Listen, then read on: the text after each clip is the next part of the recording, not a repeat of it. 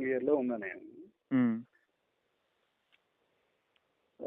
నాకు అంటే సిరిసిల్ల పాలిటెక్నిక్లో సీట్ వచ్చింది అంతకుముందు 87లో. 90లో మండల్ కమిషన్ ఉద్యమం వచ్చింది.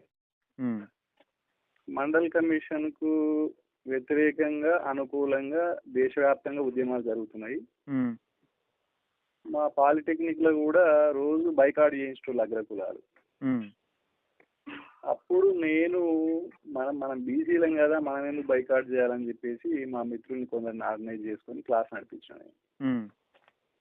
ఆ సందర్భంగా ఘర్షణలు జరిగినాయి, వాళ్ళు మా మీద దాడి చేసిండ్రు. ఆ ఘర్షణల నుంచి తర్వాత మేము బీసీ ఉద్యమం అనే దాని నుంచి మా రోజు వీరన్న పీడిఎస్ జనరల్ సెక్రటరీ ఉండే, ఆయన ప్రో రిజర్వేషన్స్ మూవ్మెంట్ లో పీడిఎస్ ప్రో రిజర్వేషన్ గా ఉన్నదన్నమాట. అప్పుడు వీరన్న ఉపన్యాసాలకు అట్రాక్ట్ అయినాం. పీడిఎస్ అప్పటికి చంద్రపుల్లారెడ్డి వర్గం అనుబంధ సంస్థ.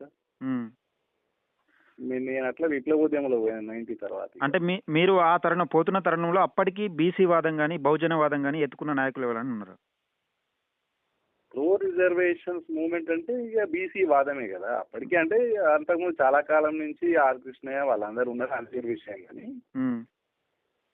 పీడిఎస్యు వీరన్ననే బీసీ ఉద్యమం మేమెంతమంది మాకంత వాటా అనేది క్రమంలో వచ్చింది అనమాట. విప్లవోద్యమంలో కూడా కులం ఉన్నది అని చెప్పేసి ఈ కులాన్ని పరిష్కరించకుండా సమసమాజ స్థాపన జరగదు. కేవలం రష్యాలో చైనాలో ఉన్నట్టు వర్గం మాత్రమే లేదు. వర్గం అంటే ఉన్నోడు లేనోడు.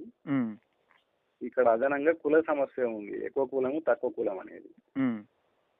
కాబట్టి కుల సమాజానికి పరిష్కారం అనే అది సిద్ధాంతం లేకుండా ఇక్కడ ఇది పరిష్కారం కాదు. కాబట్టి దానికి విరుగుడుగా వర్గరహిత వర్గ సంఘాలు, కులరహిత సమాజం కోసం కుల సంఘాలు.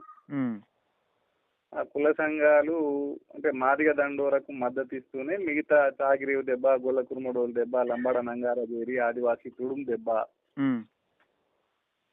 గౌడ మోకు దెబ్బ, ఇట్లా అనేక కుల ప్రజాస్వామిక సంఘాలను ఏర్పాటు చేయడం జరిగింది ఆ రోజుల్లోనే. దానికి ఆ సంఘాల పూర్తి అంతా కూడా బీసీ ఉద్యమమే కదా ఇవ్వాలంటే, అదొక మాటలో అనుకుంటే. దాని ప్రధానమైన కాన్సెప్ట్ ఏంటి, కుల సంఘం యొక్క కాన్సెప్ట్ ఏంటంటే మేము ఎంతమందిమో మాకంత వాటా అనేది దాని సూత్రం. అప్పుడే పుట్టింది పదం సామాజిక న్యాయం. సరే, అంతకుముందు కాన్షీరామ్ కూడా జిత్తిన సంఖ్యావు ఇతన భాగ్యదారి అనేది కాన్షీరామ్, లేదా అంతకుముందు అంబేద్కర్, అంతకుముందు పూలే కాడి నుంచి ఈ పోరాటం ఉంది కదా.